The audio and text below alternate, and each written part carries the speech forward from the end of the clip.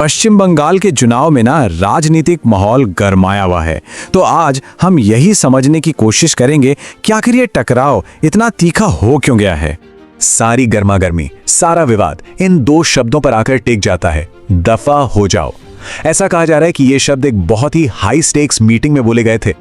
सवाल यह है कि भाई एक रूटीन मीटिंग, एक सामान्य सी बैठक अचानक से इतने बड़े पॉलिटिकल बवंडर में कैसे तब्दील हो गई। तो चलिए जरा इसकी तह तक चलते हैं और देखते हैं हुआ क्या था। तो सबसे पहले बात करते हैं उसी मीटिंग की जहां से सारा बवाल शुरू हुआ ये कि तृणमूल कांग्रेस मतलब टीएमसी के कुछ नेता, जिनमें डेरेक ओब्रायन भी शामिल थे, चुनाव आयोग से मिलने गए और मीटिंग शुरू होने के महज 7-8 मिनट के अंदर ही वो बाहर आ गए। क्यों? क्योंकि उन्होंने सीधे सीधे चीफ इलेक्शन कमिश्नर पर बहुत ही अपमानजनक बर्ताव करने का आरोप लगा दिया। अब देखिए, यहां कहानी में एक दिलचस्प मोड़ आता है। एक ही मीटिंग लेकिन किस्से दो, और दोनों बिल्कुल अलग। टीएमसी का कहना है कि चीफ इलेक्शन कमिश्नर ने उन्हें दफा हो जाओ कह दिया, जो कि बहुत बड़ी बेइज्जती है। वहीं चुनाव आयोग का कहना है कि टीएमसी नेता डेरेक ओब्रायन का बर्ताव ही ठीक नहीं था, वो टकराव के मूड में थे।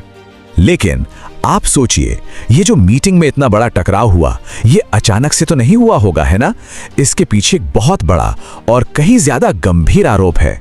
असल में इस पूरे विवाद की जड़ वही है, और वो जड़ है ये नंबर 32 लाख। जी हां, 32 लाख मतदाता। मुख्यमंत्री ममता बनर्जी का दावा है कि इतने सारे लोगों का नाम वोटर लिस्ट से गलत तरीके से हटा दिया गया है, मतलब उनसे वोट देने का अधिकार ही छीन लिया गया है। और देखिए, मुख्यमंत्री ममता बनर्जी इसे कोई छोटी मोटी गलती या कोई क्लेरिकल एरर नहीं मान रही हैं। वो इसे सीधे सीधे लोकतंत्र पर हमला बता रही हैं, और उन्होंने साफ कर दिया है कि वो इस मुद्दे पर कानूनी लड़ाई भी लड़ेंगी। तो दूसरी तरफ है बीजेपी। उन्होंने इन सारे आरोपों को सिरे से खारिज कर दिया है। शुभेंदु अधिकारी का तो ये तक कहना है कि ये कोई असली वोटर थे ही नहीं, बल्कि फर्जी वोटर थे जिन्हें हटाया गया है। तो अब तस्वीर थोड़ी साफ हो रही है। टीएमसी का गुस्सा सिर्फ उस एक मीटिंग को लेकर नहीं है, उनकी शिकायतें और भी हैं। जैसे कि उनका आरोप है कि पार्टी ने चुनाव आयोग को 9 चिट्ठियां लिखी, लेकिन एक का भी जवाब नहीं आया। उनका यह भी आरोप है कि बीजेपी से जुड़े कुछ अधिकारी चुनाव प्रक्रिया में शामिल हैं, और तो और बिना उनसे पूछे अधिकारियों के तबादले भी किए जा रहे हैं। तो उन्हें लग रहा है कि उनकी बातों को लगातार अनसुना किया जा रहा है। अब थोड़ा जूम आउट करके देखते हैं। ये जो आरोप प्रत्यारोप का दौर चल रहा है, ये सिर्फ एक मीटिंग या कुछ शिकायतों तक ही सीमित नहीं है।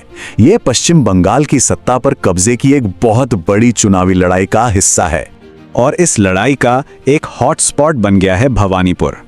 ये सीट टीएमसी और बीजेपी दोनों के लिए आप कह सकते हैं एक तरह से नाक का सवाल बन गई है, एक प्रेस्टीज बैटल। और इसकी एक बड़ी वजह यह है कि खुद मुख्यमंत्री ममता बनर्जी यहीं से चुनाव लड़ रही हैं। तो जाहिर है इस सीट की वोटर लिस्ट को लेकर जो विवाद है वो और भी ज्यादा गंभीर हो जाता है। इस सब के बीच बीजेपी भी अपनी पूरी तैयारी में है। वो अपना मैनिफेस्टो लेकर आई है, जिसमें टीएमसी के 15 साल के कथित भ्रष्टाचार पर श्वेत पत्र लाने की बात है। कोयला, रेत और माइनिंग में माफिया नेटवर्क के खिलाफ एक्शन का वादा है, और साथ ही महिलाओं और बेरोजगार युवाओं के लिए 3000 रुपए महीने की मदद और सिंगूर को एक बड़ा इंडस्ट्रियल हब बनाने जैसे बड़े बड़े वादे भी हैं। तो ठीक है, ये तो हो गई राजनीतिक बातें, लेकिन इन सब आरोपों और वादों के बीच एक बड़ा सवाल भी खड़ा होता है।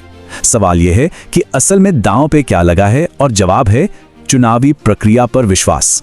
क्योंकि जब इस तरह से एक के बाद एक आरोप लगते हैं, एक दूसरे पर उंगलियां उठती हैं, तो बहस का जो केंद्र है वो इस बात पर आ जाता है कि क्या पूरी चुनावी प्रक्रिया निष्पक्ष है?